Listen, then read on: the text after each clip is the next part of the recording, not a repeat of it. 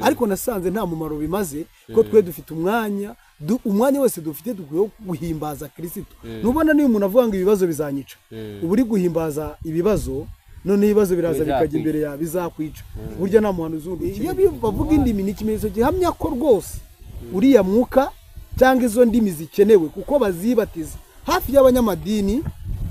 Abanyamadini benshi niyo system bari gukoreramo yo kwibatiza, ariko suko Imana itakibatiza. Aribyo byajambo dusomye cyangwa dukomeza kwibaza se kukibibatiza mwuka wera nta kiriho. Kana n'uyu munsi iracyabatiza, ariko ukabona abantu bari kwibatiza. Umuntu wibatiza mu mwuka wera uzumva ikikubwira ko abantu bibatiza cyangwa yibatije aravuga ngo tugeze mu masaha yo kuvuga mu ndimi. Cyo ni ikimenyetso cyo abantu bibatije, nago cyangwa ngo mu masaha tugeze mu isaha yo guhanura. Nuvuga ngo ntabwo akiri kuzuzwa, ahubwo ari kwiyuzuza, kuko amasaha yo guhanura n'amasaha yo kuvuga ngo tugeze mu gihe cyo kuvuga mu ndimi, ngo muvuge mu ndimi. Nago umuntu ategeka mugenzi we ngavuge mu ndimi, kuko umuntu siwe itegeko rivaho ryo kubatiza mugenzi we, ahubwo itegeko riva mu ijuru. Bumva bamaze gukomera, bamaze kuba abantu, ngo habaho amatora bagaragaza ko nabo babaho Yesu batamufite. Kugeza aho Yesu yahagurutse akiburana, umudugudu wabo akawutwika. Akawutwika hose, ngo hasigayemo umuntu umwe utarifatanyije nabona abantu bagaragaza amateka kuri ya muntu yari umuntu usenga. Imana yariburanye. Abo rero bagaragazaga ko babaho badafite Imana kubera imbaraga bafite. None rero biteye isoni ko noneho abantu bavuga izina rya Yesu. Reka mvuge nk'ahantu muri iki gihugu turimo, Imana ishobora gukoresha umupagani ije kureba koko kukijijwe. Imana ishobora no gukoresha mwene so ije kureba ko ukijijwe. Aka kanya hariho ikibazo gikomeye cy'amadini cyangwa se cy'amatorero avuga Yesu. Kubona umupfumu akakubona iwe, ngo inzoka yakuriye, ngo warwaye indwara ngo z'ibyaduka.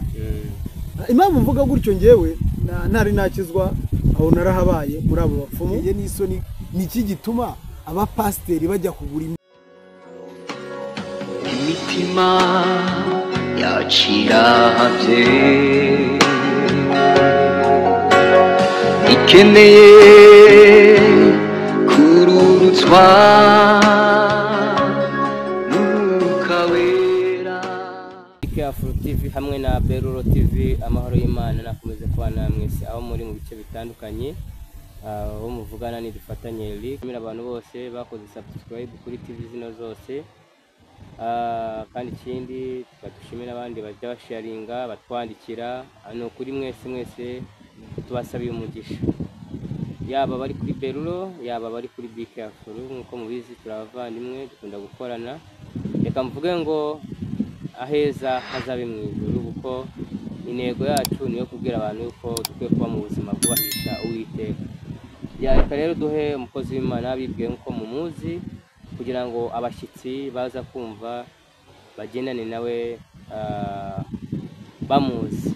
Umukozi w'Imana wakwigira abantu bakurikiye. Yego, urakoze cyane.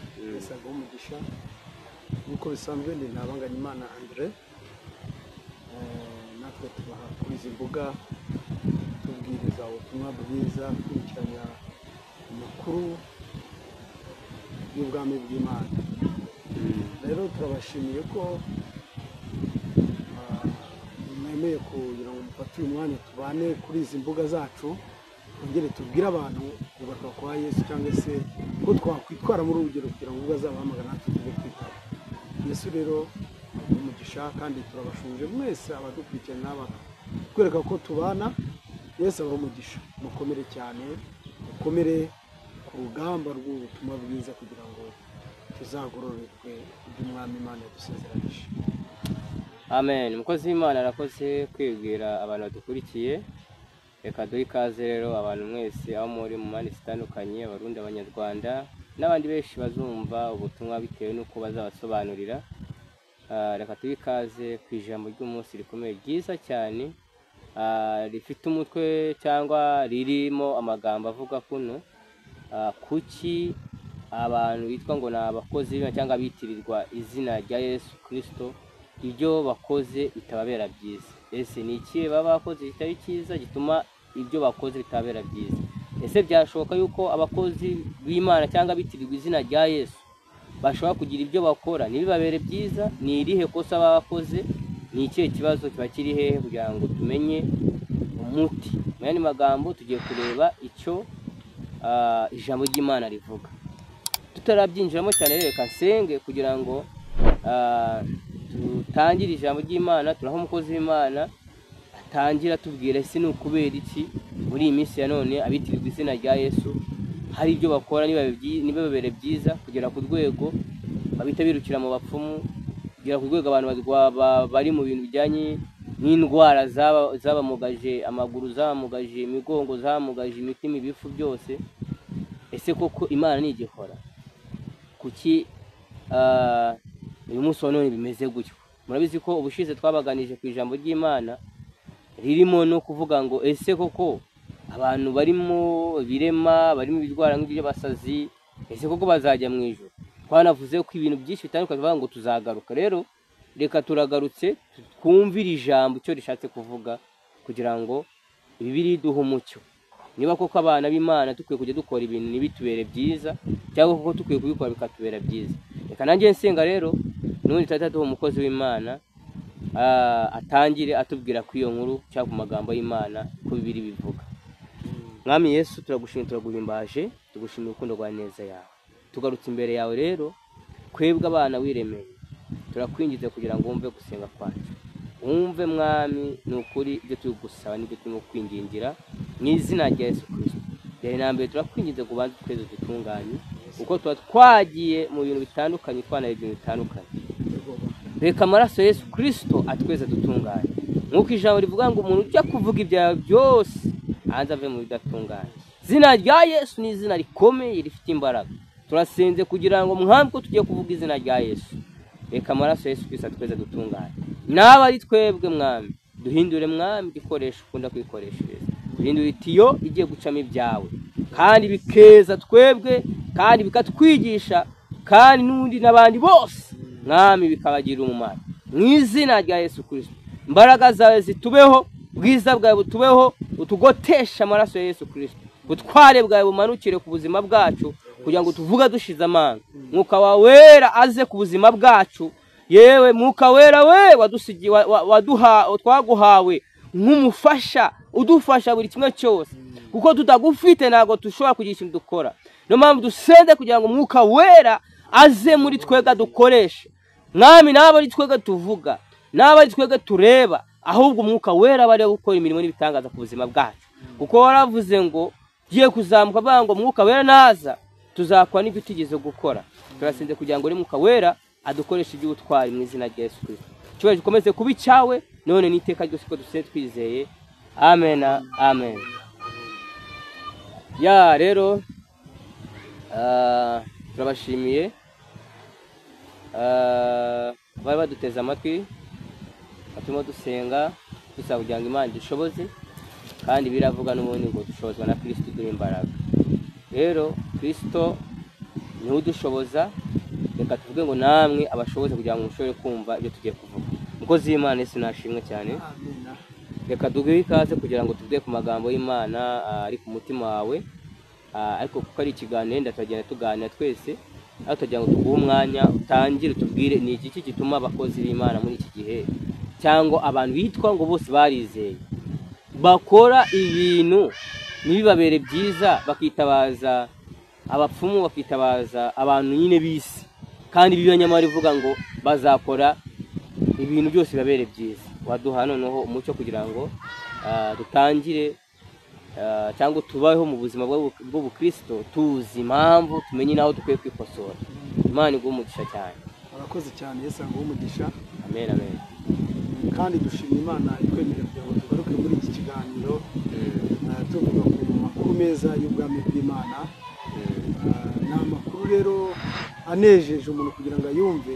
Tugiye ikiganiro dushobora kuganiraho nk'uko ubitangarije abantu, ni kubera iki umuntu agerageza kugira ngo agaragaze ibyiza cyangwa se ubwiza bw'Imana muri we ntibugaragare, kuko ugaragaje ko nicyo warabibabwira ati hari aho umuntu agera aho kugira ngo Imana igaragare muri we yaba ahuye n'indwara akayirukira ku mupfumu yabanje kugerageza gusenga bikanga. Si ibyo gusa rero by'uhuye n'indwara ari umukristo, ahubwo biteye n'isoni. Niki gituma abapasiteri bajya kugura imbaraga kandi bavuga ko bakorana n'Imana, kandi izi imbaraga z'Imana zarutaga izo baba baguze, ahubwo twaranazihawe. Umuntu witwa ngo yarizeye, niki gituma egari kuba ufite izo mbaraga, niki gituma ajya kugura imbaraga kandi yari afite imbaraga?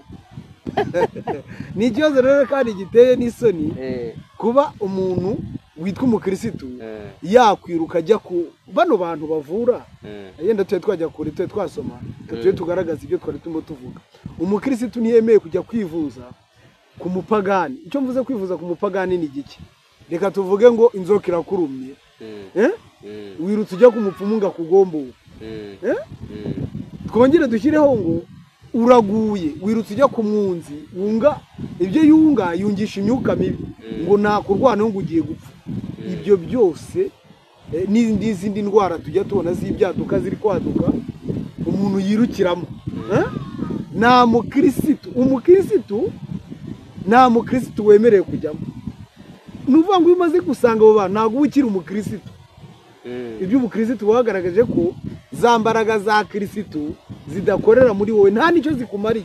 Arashaka kugaragaza se ko uvunitse yenda hari ugomba kugusenga nabwo ugakira. Impamvu nkubwira ngo n'inzoka yakurya, inzoka nikaze ubundi kuvunika yenda byo hari wanarindira ukazakira buhoro, icyo bakwita buhoro buhoro wikanda ibyo usanzwe uzi. Ariko inzoka ikuriye ntabwo wemerewe kujya kwigomboza ku mupfumu. Yewe kwigomboza ku muntu uvurisha, babyita ngo umuvuzi ngo wa gakondo. Iyo bavuze ngo umuntu uvuriza wa gakondo, ni umuvuzi ukorana n'imbaraga za kera, wa muntu wa kera agenderamo. Ibyo rero nibyo dushaka kugira ngo tuganireho muri makeya, kuko abantu twitirirwa izina rya Yesu cyangwa abantu twizeye, biteye isoni kubona umupfumu akakubona iwe ngo inzoka yakuriye, ngo warwaye indwara ngo z'ibyaduka. Impamvu mvuga gutyo ngewe ntari nakizwa, aho narahabaye muri abo bapfumu, narababonye rero. Nabonye abantu ko ingorane z'abantu ko bigenda iyo birukiyeyo, mbona n'ababavura bari. Ndavuga ibyo nzi, ntabwo ari byo numvanye abandi, nibyo nabonye, nibyo mvuga. Noneho ngeze muri Kristo Yesu mbona n'abandi. Niba yenda twajya kurenda uyu muntu aza kwibagirwa vuga ngo inzoka se, ngo inzoka ngo umuntu ngo yamurya, ngo ntiyarigende ku mugombozi ngo yahita apfa, nta cyakwica. Kuko Kristo imbaraga za Yesu ziruta izi mbaraga z'inzoka. Nta kintu rero waba uretse ubwoba bw'abadayimoni baba bagukanze ngo nutajya urapfa. Kuko Paulo yaramuriye ubwo bari bambutse ngo bageze ahantu bacanye umuriro, ngo nuko agikora mu nkwi inzoka irazira muruma. Rubanda re cyangwa se bari bagendanye bamujyanye kuko yaragiye mu rubanza, batera uruseko ravuga ati uyu mugabo noneho Imana idacu rwa kibera. Imana idacu rwa kibera iraza kugira uti iraruciye umugabo agiye gupfa. Ngo kuko bari bamuregaga ibyaha, babonye inzoka imurumye baho bari nta mugombozi wari uhari. Baravuga ati noneho Imana iraruciye, ntabwo twirwa tuvuna tumujyana no mu nkiko, ubaragwa ahangaha. Bategereza ko umugabo yahagwa, nibyemera Imana, kuko imbaraga zari ziri muri we. N'Imana yari yakomeje bambitse, muzasoma icyo gice mwumve. N'imbaraga zari zimurimo zarutaga izi nzoka. Kuko niyo mpamvu kandi abantu banibaza ati se noneho ko Bibiliya, reka tuze twasome wumve impamvu turi kuvuga izi mbaraga za Yesu n'ubutware n'ubushobozi bwe, ko ari bwo dukwiriye kujya tugenderamo, nitwiringira imbaraga z'abadayimoni. Reka dusome hano muri Zaburi wumve. Ni Zaburi ya mbere, umurongo wa mbere, turageza kuri 3 wumve. Haravuze ngo hahirwa umuntu udakurikiza imigambi y'ababi, ntagarire mu nzira y'abanyabyaha, ntiyicarane n'abakobanyi. Ahubwo amategeko w'Iteka niyo yishimira, kandi amategeko ye niyo yibwira ku manywa na nijoro. Uwo azahwanwa azahwana n'igiti cyatewe hafi y'umugezi kera imbuto zacyo igihe cyacyo ibibabi byacyo ntibyuma icyo azakora cyose kizamubera cyiza reka dusome na hano muri Yohana 14:13 wumve Yohana 14 Yohana 14:13 wumve ko havuga ndashaka kugira ngo abantu bateze amatwi bakurikire neza bumve muko havuze kandi icyo muzasaba cyose mu izina ryanjye nzagikora kugira ngo data yubahirizwe mu mwana we kumva icyo avuze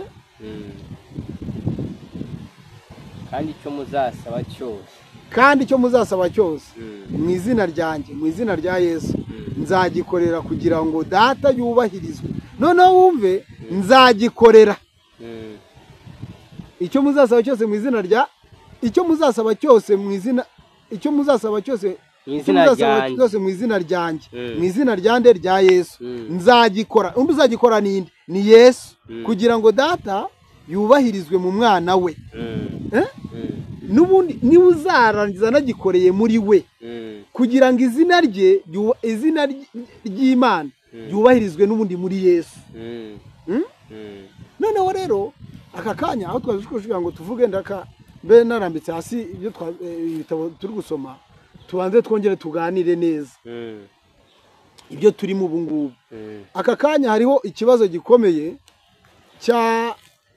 cy'amadini cyangwa se cy'amatorero avuga Yesu aha turi nabwo ari ibanga turi muri iki gihugu cya Uganda mu mujyi wa Kampala ibikorwa byose turabibona nawe aho urahari urareba abari mu Rwanda bari mu Burundi abari muri Kenya mu Nigeria abari mu migabane yose uko ari 5 igize isi ngira ngo murabona uko ibintu bimeze reka tugaruke gatoya yenda tuvuge nko ku mugabane cyangwa se muri Amerika ibibaye ejo bundi murabizi ibintu bibaye abantu batizera Yesu mu gace kamwe k'abastari abantu iyo bavuze abastari ni abantu bazwi abantu bateye imbere aho bikoze bumva bamaze gukomera bamaze kuba abantu ngo habaho amatora bagaragaza ko nabo babaho Yesu batamufite kugeza aho Yesu yahagurutse akiburana umudugudu wabo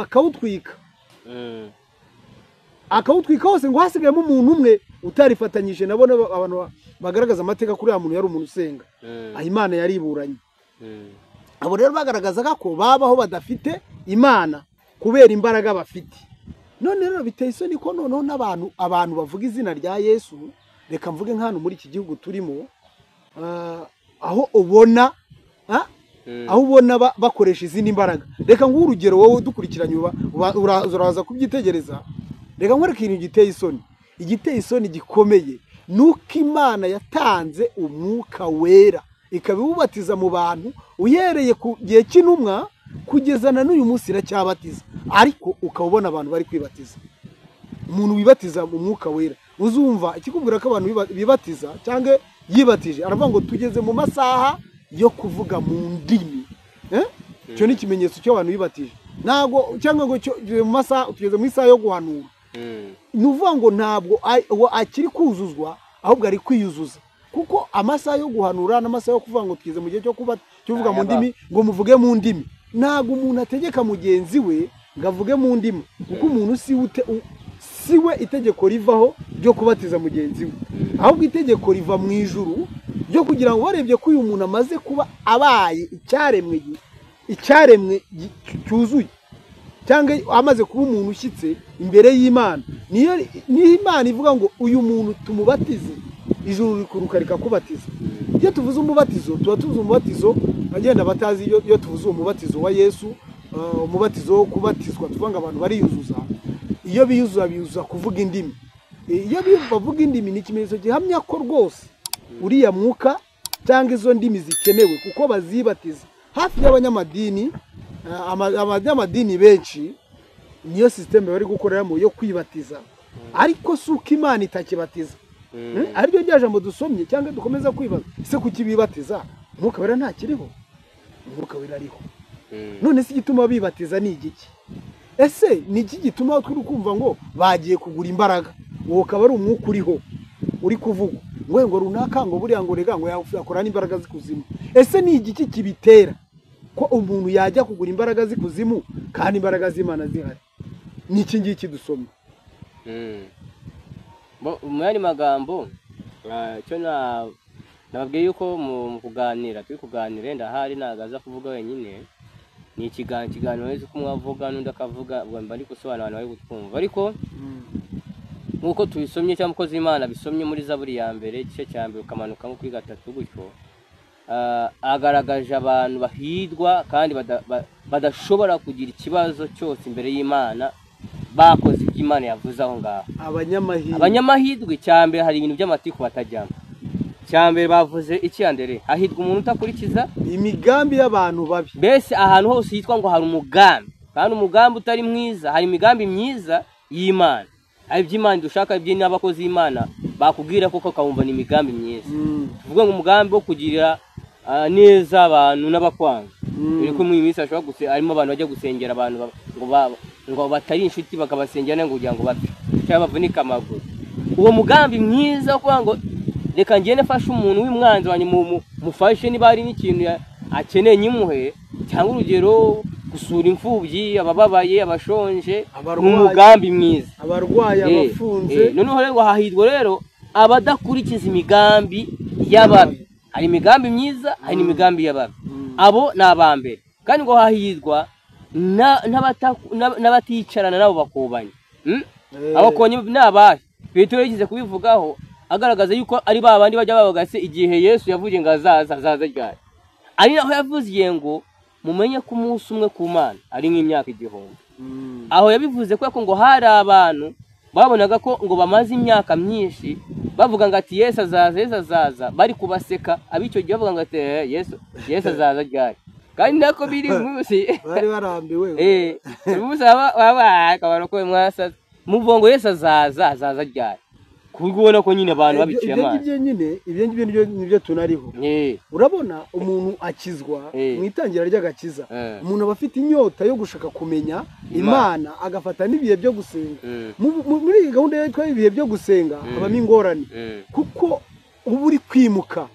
Iyo umuntu ari kwimuka hari ibyo atakaza. Ubu uri kuva mu Egiputa ujya i Kanani.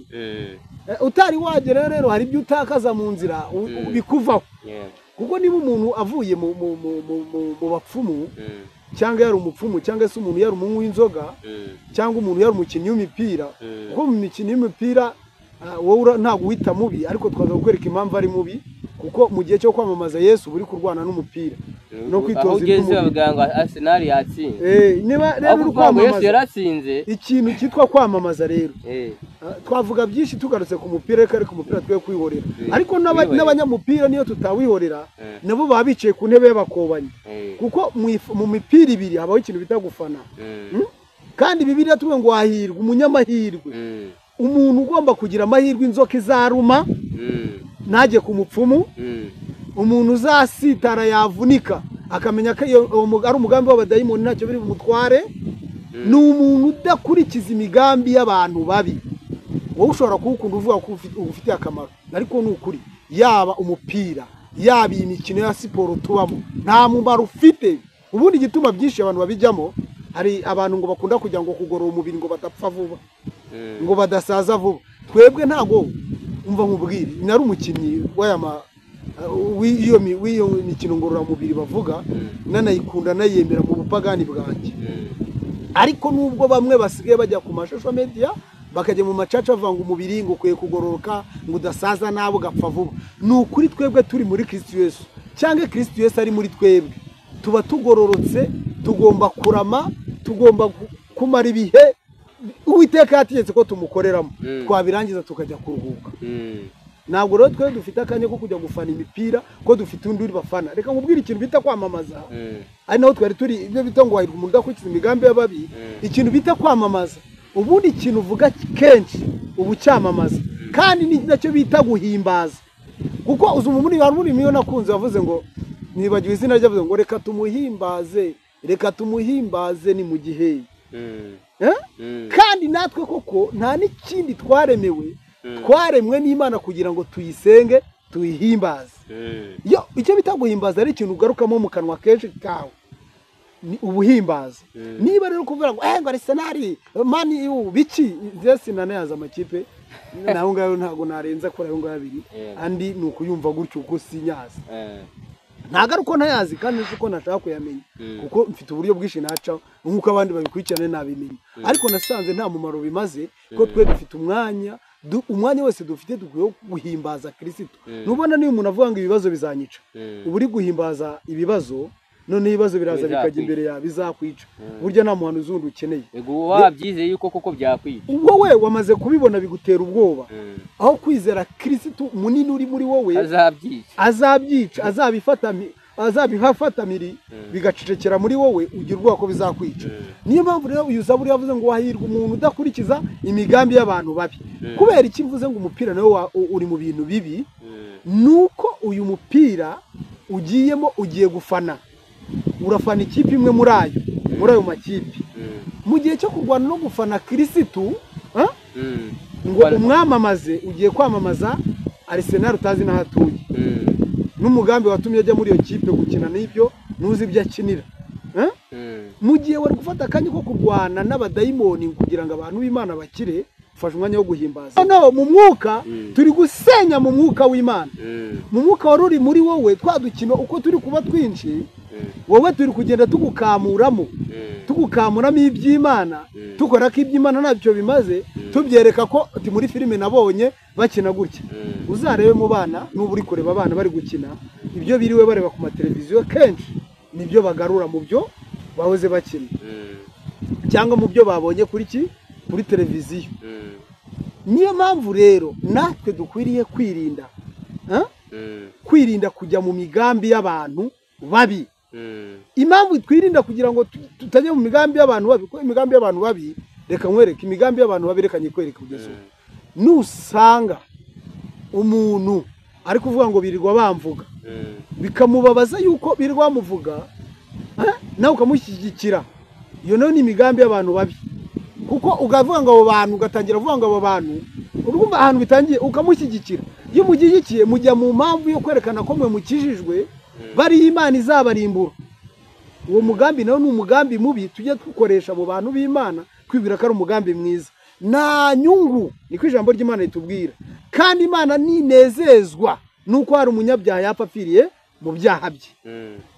Niyo wasenga hari abantu bajya bafata umwanya wo gusenga ngo asengera abantu bamugiriye nabi bapfe ngo barimbuke babuhure n'ibibazo byinshi ngo babeho nabi. Uriya mugambi nawo ni umugambi mubi. Imana ikishaka nuko ugirira neza n'umwanzi wawe kuko na Kristo niko yatugiriye kuko yadutoranije yadukuye mu magana menshi y'abanyabyaha bari nabi atari uko twe turi beza.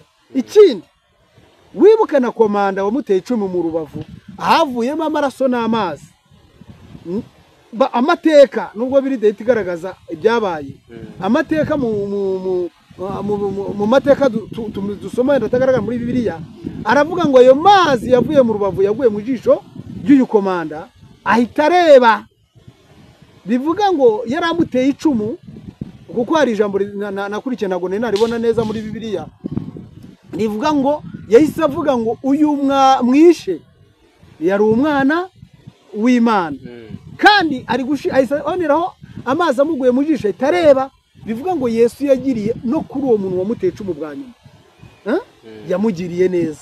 Ikindi abamubambye nabo yarabakijije. Mani magambo abantu batagira ngo twavuye kuri topic ko bashobora kumva turi kujya ahantu henshi bakagira ngo hari twavuye kuri topic yacu iravuga ngo ni ukubera iki abantu bitirwa izina ry'Imana cyangwa izina rya Yesu Kristo ibyo bakoze bitabera byiza. Dusanga Zaburi wari kubitubwira neza yeruye yuko abo bantu n'abantu bakunda kwicara mu bakubari n'abantu bakurikiza imigambi yabo n'abantu bese bibera mu ibyo bintu aho bageze batsejanya aho bageze bakora ibijyanga n'amaso y'Imana bakaba ari byo bikorera. Ariko ngo noneho abantu rero bakorerwa ibyo bakoze byose bibabera byiza n'abantu bavuzwe ku cyiciro cyangwa ku mwanya wa kabiri. Yavuze ngo nuko abantu bakorezwa ibyo ngibyo ngo n'abantu bahora bibwira amategeko y'Uwiteka ku manywa na ninjoro.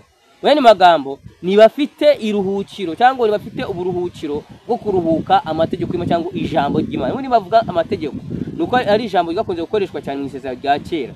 Ni ijambo mwandi magambo rwose ryanditswe muri Bibiliya.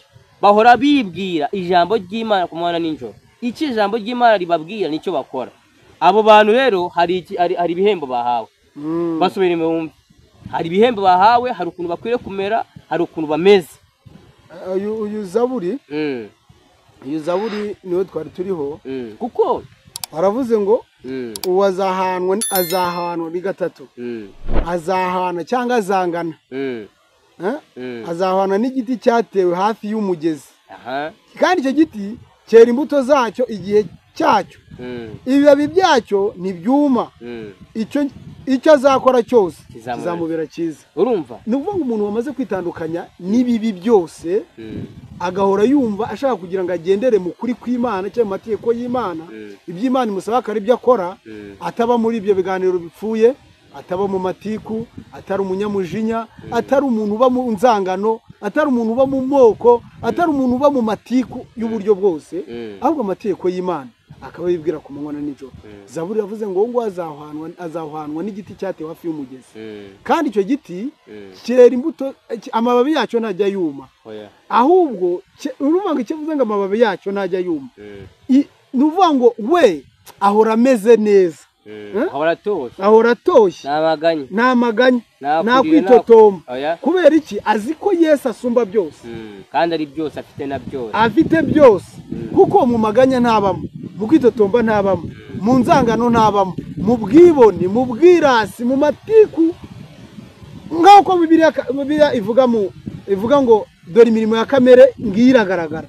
Iyo mirimo akaba yaramaze kuyivamo yose, kuko biravuze ngo yera imbuto mu gihe cya. Bane magambo akwiriye kwihangana, yera imbuto mu gihe ahakwiriye urukundo, aho ngaho abarimo, ahakwiriye kugira neza, aho ngaho abarimo. Bane magambo ahageze cyangwa mu kintu cyose kimugezeho, ntago ari ngombwa kugira ngo ahari babanze bazane military cyangwa machine gun kugira ngo abyemere neza cyangwa abyere. We abita yisanga imbuto yagaragaye.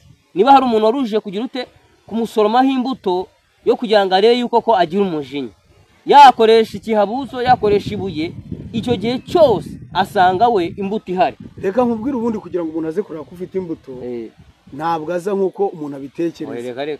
Umuntu araza akakwitegereza agahita akubwira ikijambo gikomeye, kuko aje kureba ko ukijijwe ubundi. Imana yakoresha uwitwa ngo ni mwene data, urumva, cyangwa igakoresha n'umuntu utari mwene data. Siko bimeze? Niko bimeze. Kuko Imana ishobora gukoresha umupagani ije kureba koko kukijijwe. Imana ishobora no gukoresha mwene so ije kureba ko ukijijwe. Kuko uzakumurikira amakuru ya kiriya giti ngo yagezeho. Kiriya giti Bibiliya ivuga, hari igiti ivuga ngo Yesu yagiye kureba y'imbuto, ngisanga nta na rumwe ruro ngo yerakora kivumo. Ngo kandi cyari gitoshye nacyo kigaragara ko cyaba gifite imbuto, ariko ngo ntabwo cyari igihe cyo kwera kwacyo. Birashoboka ko rero nawe umuntu yagusanga ahantu bidakwiriye ko yenda imbuto ari buze kuzisangaho, ariko abaje kuzireba birakwiriye rero ko ugaragaza imbuto. Niba ubona tunabonye binananiranye, uwo munsi baje kureba ko twe ntabwo turi igiti ko muteri nk'igiti nk'aha twicaye twebwe abantu bari kubona ko hari ibiti, ntabwo turi ibiti nk'ibi ngibi, ahubwo turi ibiti muri Yesu, dutewe kuri Yesu. Birasaba ko twera imbuto za Yesu. Imbuto za Yesu ni ukugaragaza urukundo, ni ukugaragaza ineza, ibyo Yesu yakoraga natwe ko tubigaragaza. Rero hari igihe umuntu yaza aje kureba ko dayimoni umujinya kuko ko mugikorana, agasanga yego kugira ngo tuganye ku iki kintu. Urashaka kuvuga yuko kugira tusubize abantu cyangwa tubabwire impamvu hari ibintu bageramo ntibibabere byiza, kandi kuko uzasanga umuntu afite umudara w'inyanya yegeranye n'umupagani. Umudara ntabwo umuntu yabyumva, bari kumva ikinyarwanda. Umudara ni ururimi rw'inahangaha, ntabwo babyumva, ahubwo bavuga umudara ni akantu gatoya k'agakiyosike ni agakiyosike mu rurimi rwacu ubwo twamenyereye akantu k'akameza aho gukoresha ijambo akameza imeza bacururiza umuntu ufite akameza umuhanda yegeranye n'umuntu udakijije utaranamenye n'ibyasi utanabikeneye usange we arimo kurira ati kuki njyewe intoki zanjye zipfiranga ku kameza inyanya se usanga ni umukristo kuki ibyo bintu bimubaho kugeza ku rwego noneho yumva kuriya w'umupagani ari we yagisha n'inama kugeza n'abamujyane muri ka kantu wagiyeho. Dore ikibitera aribyo twashaka kugaragaza nabo no kuri bariya paseri cyangwa se n'abandi bantu abavuga butumwa abantu basanzwe bajya gushaka izindi mbaraga ari babandi buzuza umwuka wera. Ikintu cyabiduteye cya mbere twebwe imigambi turimo Zaburi yabitweretse turagenda mu migambi y'abantu batizera ibyo batizera cyangwa se ibyo abantu batari bamenya Yesu bakora natwe tukabikora. Indi nshinga ikomeye cyangwa se igituma tubyisangamo cyane nuko twe tutafashe ibihe byitwa gusenga kandi ngo twongere dusome ijambo ry'Imana niturangiye gusenga twasoma ijambo ry'Imana tugende nk'uko ijambo ryadutegetse. Ariko ntabwo washobora kugenda uko ijambo ryagutegetse utasenze ngo Imana iguhe imbaraga. We yavuze ngo ahora ryibwira ku manywa n'inyuma, ni magambo ahora ari gatekereza kandi ijambo ry'Imana kuba ari guhora utekerezaho ega no kugomba gusenga kuko ijambo ry'Imana ririmo ibyo byose. Ritegeka ko urasoma ukumva ahantu ukwiye gusengera cyangwa ibyo ukwiye gusengera ukabisengera ugasoma ukabona ibyo ukwiye gukora niba ari ugufasha abababaye ukabona ko ukwiye kubikora wasoma ukamenya yuko ukwiriye kwiriza ubusa kugira ngo ugire abadayimoni utegeka gira imbaraga zibasha kwirukana dayimoni wari wararetse muri abandi bana ni abigishwa ba Yesu abigishwa ba Yesu hari nkuru kuvugaho kujyanye n'igicuri umuntu hasaza bikurikirana azayasanga iyo nkuru ijyana n'igicuri igituma erega nta nubwo bundi nubwo tubyita kubera imvugo ikinyarwanda navuga niba ari ikinyarwanda gikennye ariko kubera imvugo y'Imana iba yoroshye kugira ngo abayumva yumve yoroshye ubundi ntabwo ari imbaraga imbaraga z'ibintu bitagaragara ni uguha karibu Yesu akinjira muri twebwe akagenderamo Yesu akaba ari ugaragara atari twe tukigaragara ko Pawulo nogeze kubivuga aravuga ngo si njyewe uriho ahubwo ni Kristo uriho muri iki niyo mpamvu nyine naho yacaga nibwo ni n'agatambo yatanze bikakoraga imirimo y'ibitabo kari agatambo ntabwo Pawulo hagaragaraga Pawulo inyuma ni Pawulo wagaragaraga ariko Yesu yabaga ari imbere muri Pawulo umwuka wasohokaga wari Yesu kuko Pawulo kera atari yaba Yesu atari yamwinjiramo ibyo ntiyabikoraga yari umwicanyi kuko biratubwira niyo mpamvu ibyo yakoraga byose byamuberaga bibi kuko ntabwo byabaga byiza ku rugero aho yagendaga.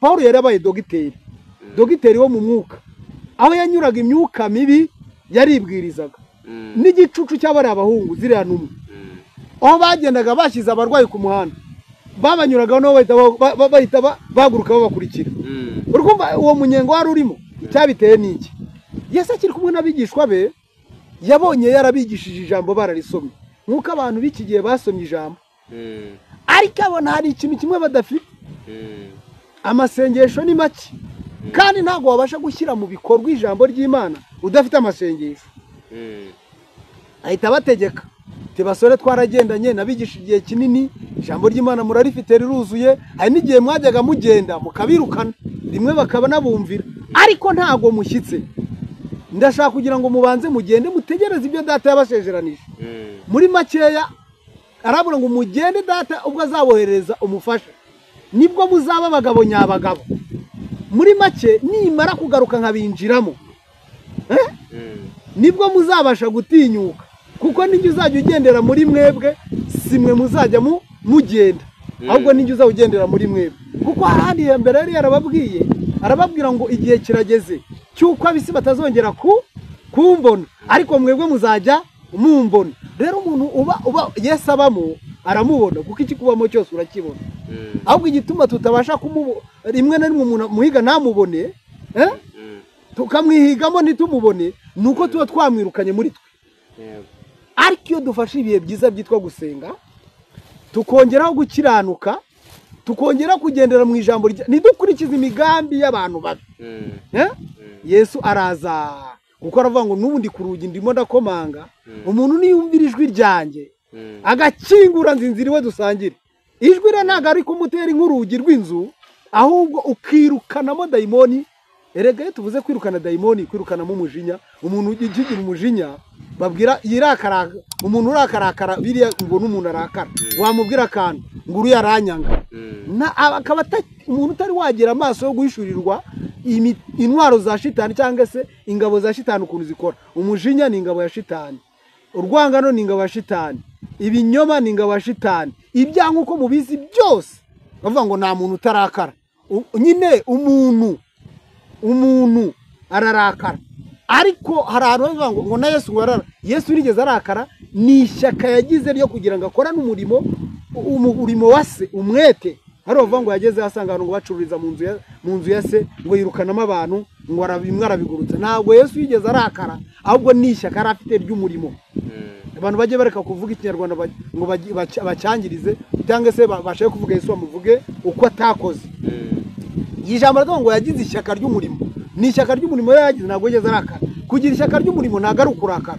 Kwirukana abadayimoni ntabwo umuntu aba arakaye, ahubwo aba yirukanye abadayimoni kugira ngo abantu b'Imana bakizwe. Reka mere nk'aho tugiye ku musozo kuko ndumva ikiganiro kigiye kuba kirekire, ariko nifuzaga ko umunsi dukora ikiganiro kigufiya bitewe n'amasaha tugezemo. Hari impamvu, ariko hari ijambo twasomye riri muri Yohana ravuga yuko ngo icyo tuzasaba cyose mu izina rya Yesu azagikora kugira ngo data yubahirizwe muri Yesu. Navuga ngo rero tugerageze dukore iby'Imana dushakaho, none na Kristo azakora ibyo byose dusaba, sibyo ngo tutanamusaba abazi ibyo dukeneye uko birivuga, ariko kugira ngo tugere ku icyo ngicyo cyangwa ku iyo level aho data Kristo azakora ibyo tumusabye kugira ngo data yubahwe. Apana twebwe n'ibindi byose nako muri minsi abantu bishakira ibyubahiro, ngo data yubahirizwe muri Kristo. Nuko ngo dukora icyo itegeko ryo cyangwa icyo ijambo ry'Imana rivuga. Icyo ijambo ry'Imana rivuga rero kamvuge ngo tugerageze gukora ibyo ijambo ry'Imana ritubwira. Niba ari ugusenga dusenga, niba ari ukwera imbuto twera imbuto, niba ari ukwirinda izo groupe zimeze nkaho navuga ngo zikoreshwa n'imyuka mibi tuzirinde, niba ari hahandi hose wajya gukora ibyo wishakiye nkawe kugira ngo wubahwe, yaba abo bose bitwa ngo barizeye abatarizera, tubyihane dushakashake icyo Umwami Imana ashaka cyangwa icyo ashima. Niko mu Befeso avuga 6:10 ngo dushakashake ibyo Umwami Imana ashaka. None ibyo Umwami Imana ashaka dusanze ari kujya twibwira ku manywa na nijoro ijambo ry'Imana cyo rivuga. Rero reka mvuge ngo ngiye bemeze nkaho navuga ngo niwo mwanzuro navuga cyangwa nicyo gisubizo Imana iduhaye. Reka nsaba umukozi w'Imana we avuge amera nkaho ajya ku musozo anadusengera kugira ngo tugaruke noneho tubereke iki jambo noneho ry'Imana rivuga nyaryo. Dukoresha amagambo y'Imana ku ijambo, apana no gukoresha yino gusa. Tukomeze kubereka nicyo ibibiri yivuga kugira ngo cyane kitaba kirekire. Umukozi w'Imana arakoze kugira ngo turangize. Ijambo ry'Imana ni rimwe, ni ijambo nyine ry'Imana rirumvikana, kiretse umuntu wenda nyine waba atari yahishurirwa, ariko nabwo turamwingingira Imana ngo ikomeze kumwishurira Yesu nawe amusobanukirwe. Ariko Yohana we yaravuze ngo yandika ijambo ry'Imana aravuga ngo icyo umuntu azasaba mu izina icyo tuzasaba cyose mu izina rya Yesu, Yesu azagikorera kugira ngo Yesu kandi yubahirirwe mu Mana. Biradusaba kugira ngo twe twakiranutse muri byose, kandi muri gukiranuka muri byose dushakira icyubahiro Imana aho kugira ngo tukishakire. Kuko abantu benshi nicyo kibatera kujya kugura izo mbaraga, nuko baba bafite umwanzuro wo kwishakira icyubahiro, ariko baramutse bagishakira Uwiteka ntibaba bajya muri izo nzira. Ikindi ngorane ziriho, umuntu wese abashije kwihana niyo yaba ari uyungu bifitiye imyuka mu buyikora, kuko umuntu wese ugihumeka aba ari umukandida wo kujya mu ijuru.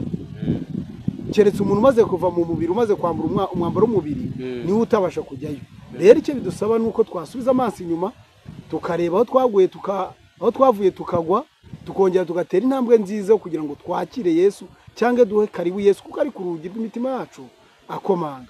Rero ndakwingingira mwene data muvandimwe kugira ngo niba aya magambo tuganiriye kandi agufashije ukorere like, niba ari ubwa mbere kore subscribe, kandi ikiganiro wumva kigufashe rwose kugisharinga mu bandi nta kibazo bitwaye. Erega niyo sabu ntabwo ari ibintu bigoye, ni ukudukikije nyine utwereka ko kugira ngo dukomeze kwamaza ubutumwa bwiza ugere kure.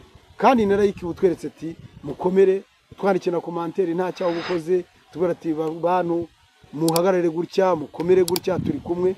Niba n'ubutumwa kandi ufite nawe ni karibu kugira ngo usangize n'abandi. Reka rero dushimira Imana, turagushimira Uwiteka nyine ngo kutwemereye tukaganira n'abagaragu bawe n'abantu bawe iri jambo, ariko turasenze cyane kugira ngo umuntu wese uriteze amatwi rimugirire umumaro kandi rihindure imitima ye, agira hava agire n'ahashyika, kugira ngo wa munsi uzahamagara bera nawe azumve yitabe. Urakoze rero, nutujye neza muri byose, ni mu izina rya Yesu twizeye, amen. Amen, amen.